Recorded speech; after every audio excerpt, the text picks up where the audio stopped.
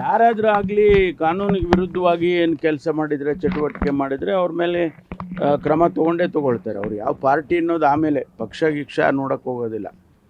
ಅಫ್ಜಲ್ಪುರ ಶಾಸಕರು ಯಾರಾದರೂ ಇರಲಿ, ಎಲ್ಲರಿಗೂ ಆಪ್ತರಿರಲಿ, ಆದರೆ ಈ ಕಾನೂನು ವಿರುದ್ಧವಾಗಿ ಕೆಲಸ ಮಾಡು ಅಂತ ಹೇಳ್ತಾರೆ ಯಾರಾದರೂ, ಅವರಾದರೂ ಹೇಳ್ತಾರೆ ಆಪ್ತರು. ಅದರಿಂದ ಅವರು ಕಾನೂನು ಪ್ರಕಾರ ಏನು ಕ್ರಮ ತಗೋಬೇಕೋ ಅದನ್ನು ತಗೊಳ್ತಾರೆ. ಭೈರತಿ ಬಸವರಾಜ್ ಅವರು ಇನ್ನೂ ಕೂಡ ಸಿಕ್ಕಿಲ್ಲ ಸರ್, ನಾಪತ್ತೆ ಆಗಿದ್ದಾರೆ. ಸೊ ಹುಡ್ಕೋಕ್ಕೆ ಇನ್ನೂ ಯಾಕೆ ತಡ ಆಗ್ತಾ ಇದೆ? ನಿನ್ನೆ ಅಂತ ನಿನ್ನೆ ಅಥವಾ ಮೊನ್ನೆ ಆರ್ಡರ್ ಆಗಿರೋದು ಕೋರ್ಟಲ್ಲಿ.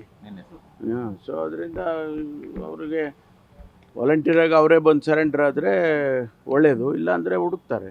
ವಿಧಾನಸೌಧದಲ್ಲಿ ಸರ್ ನಿಗೂಢ ಪ್ರಕರಣ, ಭೈರತಿ ಸುರೇಶ್ ಅವರ ಕಚೇರಿನಲ್ಲಿ ವ್ಯಕ್ತಿಯೊಬ್ಬರು 200 ಗ್ರಾಮ್ ಚಿನ್ನ ಮತ್ತೆ 1 ಲಕ್ಷ ಚಿಲ್ಲರೆ ಹಣ ಬ್ಯಾಗ್ ಇಟ್ಟು 2 ದಿನ ಆದ ನಂತರ ಬಂದು ನೋಡ್ತಾರಂತೆ, ಮಾಯ ಆಗಿದೆ ಅಂತೆ, ದೂರು ದಾಖಲಾಗಿದೆ.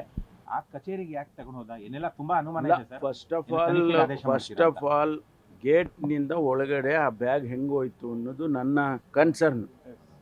ಅದಕ್ಕಾಗಿ ನಾನು ಈಗಾಗಲೇ ತನಿಖೆ ಆರ್ಡರ್ ಮಾಡಿದ್ದೀನಿ. ಯಾವ ರೀತಿ ಬ್ಯಾಗು ಯಾವ ಗೇಟ್ನಲ್ಲೇ ಎಂಟ್ರಿ ಆಯಿತು ಮತ್ತು ಅವರು ಅಲ್ಲಿಯವರೆಗೂ ಒಬ್ಬ ಸಚಿವರ ಕಚೇರಿವರೆಗೂ ಬ್ಯಾಗ್ ಹೋಗುತ್ತೆ ಅಂದರೆ ಅನ್ನೋಟಿಸ್ಡ್, ಅದು ಹೆಂಗಾಗಿದೆ ಅನ್ನೋದನ್ನ ಪತ್ತೆ ಹಚ್ಚಬೇಕು ಅಂತ ಹೇಳಿದ್ದೀನಿ. ಅದು ಇವತ್ತು ನಾಳೆ ಅವರು ನನಗೆ ಹೇಳಿದರು ಯಾರಿಗೆ ಕೊಡೋದಿತ್ತು ಎಲ್ಲ ನಾನು ಈಗಾಗಲೇ ಕಮಿಷನರ್ಗೂ ಹೇಳಿ, ಜಾಯಿಂಟ್ ಕಮಿಷನರು ಅವರು ಜವಾಬ್ದಾರಿ ತೊಗೊಂಡಿದ್ದಾರೆ, ಅದನ್ನು ಪತ್ತೆ ಹಚ್ತೀವಿ. ಯಾಕೆಂದರೆ ಅವರು ಕಳ್ತನ ಆಗಿರೋದು ಸೆಕೆಂಡ್ರಿ, ಆದರೆ ಅದು ಬ್ಯಾಗೇ ಹೆಂಗೆ ಬಂತು ವಿಧಾನಸೌಧದ ಒಳಗಡೆ ಅನ್ನೋಟಿಸ್ ಆಗಿ ಅಂತೇಳಿ. ಈಗ ನಮ್ಮ ಹತ್ರ ಅಲ್ಲೆಲ್ಲ CCTV ಕ್ಯಾಮ್ರಾಸ್ ಎಲ್ಲ ಇದೆ ಅಲ್ವಾ, ಅದರಲ್ಲೇ ಈಗ ಅವನು ಯಾರು ತೊಗೊಂಡೋಗಿದ್ದಾನೆ ಅವನು ಸಿಕ್ಕಿರೋದು, ನವೀನ್ ಅಂತ ಒಬ್ಬ ವ್ಯಕ್ತಿ.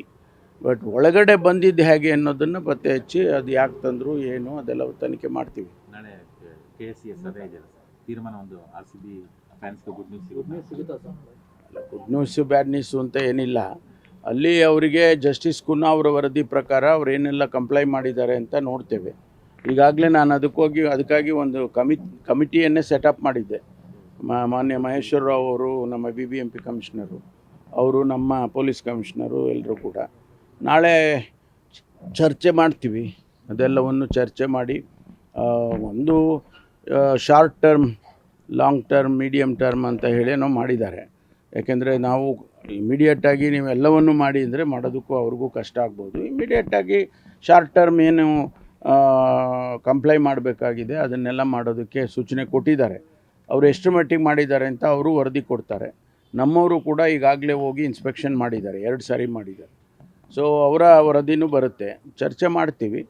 ಯಾವುದು ಸಮಾಧಾನ ಆದರೆ ಅಲೋ ಮಾಡ್ತೀವಿ, ಇಲ್ಲದೇ ಇದ್ದರೆ ಮಾಡೋದಿಲ್ಲ. ರೀಪೋಸ್ಟಿಂಗ್ ಆಗ್ತಿದ್ದಾರೆ, ಸಸ್ಪೆಂಡ್ ಆಗಿದ್ರಲ್ಲ ಅಧಿಕಾರಿಗಳು, ರೀಪೋಸ್ಟಿಂಗ್ ಅವೆಲ್ಲ ಆಗ್ತಾ ಇದೆ, ಅದೆಲ್ಲ ಆಗ್ತಾ ಇದೆ. ಈಗ ನಾರ್ಮಲ್ಲಿಗೆ ಬಂದಿದೆ ಎಲ್ಲ ಇವ್ರನ್ನ ರೀಇನ್ಸ್ಟೇಟ್ ಮಾಡಿ ಅವರಿಗೇನು ಪನಿಷ್ಮೆಂಟು ಮತ್ತೊಂದು ಕೊಡಬೇಕಾಗಿದೆ, ಎನ್ಕ್ವೈರಿಗಳು ಅದೆಲ್ಲ ಕನ್ಫರ್ಮ್ ಆಗುತ್ತೆ.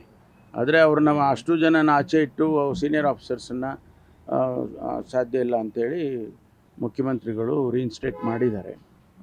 ಅದ್ರ ಮೇಲೆ ಪೋಸ್ಟಿಂಗ್ಸ್ ಎಲ್ಲ ಕೊಡ್ತಾ ಇದ್ದಾರೆ.